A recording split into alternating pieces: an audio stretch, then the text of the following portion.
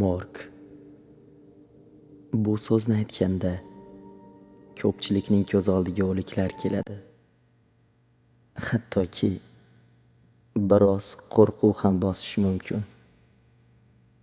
Men sizlarga aytmoqchi bo'lgan voqea esa aynan morg haqida. Ismim Jon. Dadam bilan yashayman.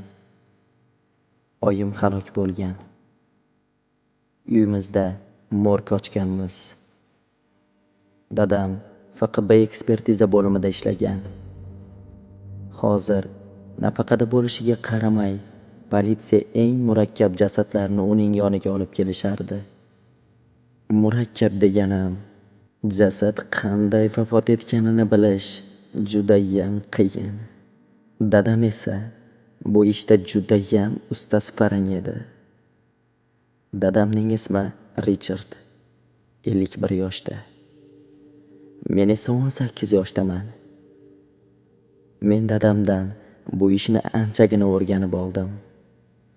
Bizga olovda kuyib ketgan, zo'rlangan va har xil vahshiyona tarzda o'ldirilgan, og'zi tikib tashlangan murdalarni olib kelishardi. Men esa bularga o'rganib ketganman. Xullas, bir kuni ish erta tugadi. Men esa uyga sevgilim Anjelani olib keldim. Bugun biznikida qolishga ko'ndirdim. Dadam ham rozi bo'ldi. Tungi soat 23:30. Biznikiga politsiya ofitseri keldi. Yana murda. Juda muhim shekilli. Ertalab tonggacha hisobotni tayyorlab berishimizni iltimos qildi. O'lik xonamiz hovlining qoq o'rtasida, yer ostida joylashgan. Katta eshigi bor. U yer 2 qavat bo'lib, birinchi qavatga lift yordamida tushilardi. Bu yer dadamga juda qimmatga tushgan. Morg birinchi qavatda joylashgan. Men esa qizimni 2 qavatga yotoqxonaga olib keldim va tezda kelishimni aytdim. Eng pastga morgga tushdik.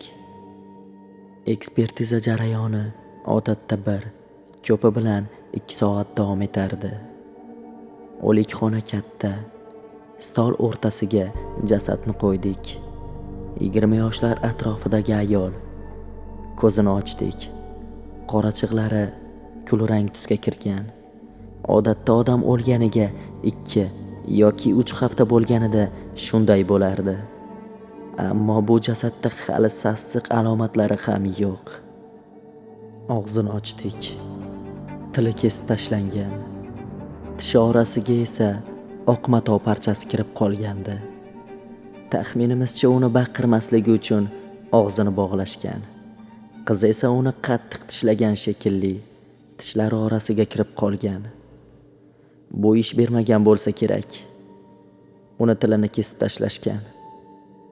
Qizning ikkala bilagi ham singan va arqondan qizargan iz qolgan.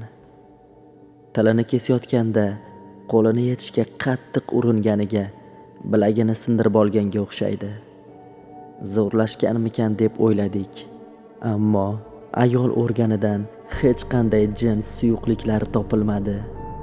Men jasadni yorish uchun kerakli anjomlarni tayyorladim. Uni qornini yordik va hayron bo'ldik. Qon yap-yangi. Dadam oyog'ini ko'rsatdi. To'pig'iga qaramabmiz-ku. To'pig'i ham bilagiga o'xshab singan. Demak, oyog'idan ham bog'lashgan. Ammo g'alati. Bilagi va to'pig'i to'rtalasi ham singan. Qonning yangiligi esa undan ham g'alati. Biz jasadni yorib, ichini ochdik. Yuragi go'yo tirik odamnikidek. Faqat urmasligi bilan farq qilardi. Biz bunaqa murakkablikka birinchi bor duch kelishimiz edi. Uning oshqozoni qismidan ham bir mato chiqdi. Odatda oshqozon kislotalari allaqachon bu matoni yo'q qilib yuborishi kerak edi. Ammo u xuddi yangidek oppoq matoga qandaydir shakl, to'rtburchak ichida esa dumaloq Dumaloq shakl ichida esa iblisga o'xshash shoxli bir maxluqning surati va mayda yozuvlar tushirilgan. Tushunish qiyin, qadimiy yozuvga o'xshaydi. Faqat bir joyiga tushundim. U yozuvlar orasida Rim raqami bilan 21 deb yozilgandi. Biz nimalar bo'layotganiga hayron edik va men uning o'pkasi va yurak atrofini ko'rib, umrimda birinchi marta jasaddan qo'rqa boshladim. Chandiqqa o'xshagan jarohatlar xuddi pichoq bilan uzunasiga va har xil qilib kesilgan edi. Axir buning umuman iloji yo'q. Qanday qilib murdani yormasdan turib bunday jarohatlash mumkin? Ko'zingiz oldiga kelyaptimi? Bu dahshat. Shu payt ikkinchi qavatdan kuchli baqirgan ovoz keldi. Anjelina? Men darhol uni oldiga yugurdim. Liftdan chiqib, u yotgan xonaga kirdim va dahshatga tushdim. U yerda uzala tushib o'lib yotardi. Men uni morgga olib tushdim. Boyagi jasadni chetga surib, uni yotqizdik. Ko'zini ochdim va shok holatiga tushib qoldim. Uni ko'zlari ham o'sha murdani ko'zlariga o'xshab kulrang tusga kirgandi. Og'zini ochsam, tili ham kesib olingan. Tishini orasida esa kichkina oq mato.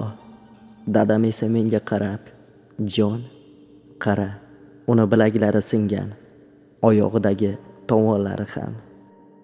Yo Xudo, bu qanday sir sinoat bo'ldi. Shu payt barcha chiroqlar o'chib qoldi va murdalar saqlanadigan muzlatkich eshiklari esa ochilib ketib, biz qochishga tushdik. Ikkinchi qavatdan chiqmoqchi edik. Lift ishlamaydi. Tok yo'q. Aksiga olib, dadam u yerga zina ham qurdirmagan ekan. Ortimizga qarasak bir murda, og'zi tikib tashlangan qiz. Morgda saqlaydigan jasadlardan biri edi. U tikilgan og'zi bilan shunaqangi baqirardiki, iplar uzilib ketgudek edi.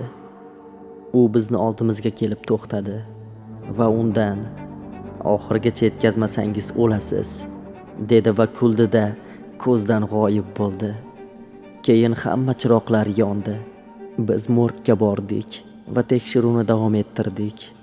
Anjelinani jasadini muzlatkichga tiqdik va haligi ayolni tekshira boshladik.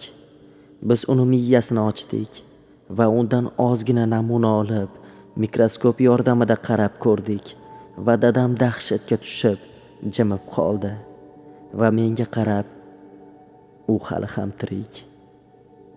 "Dada, bo'lishi mumkin emas.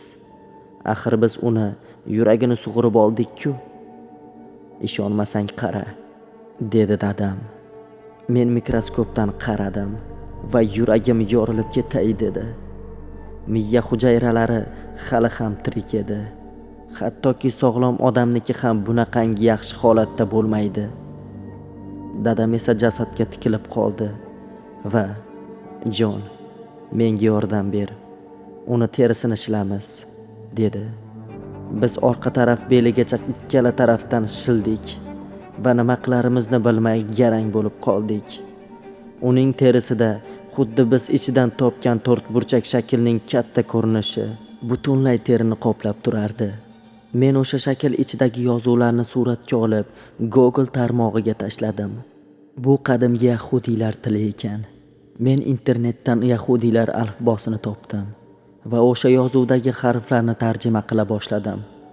Hammasini tarjima qilib bo'lgach, uni o'qidim. U yerda: "Men azobdaman. Meni qutqar. Agar mendan qutulishni istasang, menga 2 inson qurbonlik qil va qurbon bo'lmoqchi bo'lgan kimsalar meni ko'zlarimga qarab, senga yordam beraman. Men bilan almash", degan so'zlarni aytsin. "Agar bunday qilmasang, men hammani o'ldiraman", deb yozilgan edi. Dadam meni boshimga qattiqroq narsa bilan tushirdi. Men hushimdan ketdim. Ko'zimni ochganimda yerda yotardim. Dadam esa stol yonida hushsiz yotardi. Dadamning oldiga bordim. Tomirini tutdim. O'libdi. Men baqirib yig'lab yubordim. Ko'zini ochsam kulrang tusga kiribdi. Qo'rqib bilaklarini ushladim. Ushlab ko'rsam singan. La'nati. Anjelina va dadam qurbon bo'ldi. O'sha murdaga qarasam, uni ko'zlari qora, hamma joyi butun, kesilmagan. Yuragi ham urib turardi. Shu bilan hikoyamiz ham o'z nihoyasiga yetdi. Fikr va mulohazalaringizni kommentariyada yozib qoldiring. Kanalimizga obuna bo'lmaganlar obuna bo'lish tugmasini va albatta mehnatimiz uchun esa bir dona like bosishni ham unutmang. Hammaga e'tibor uchun rahmat.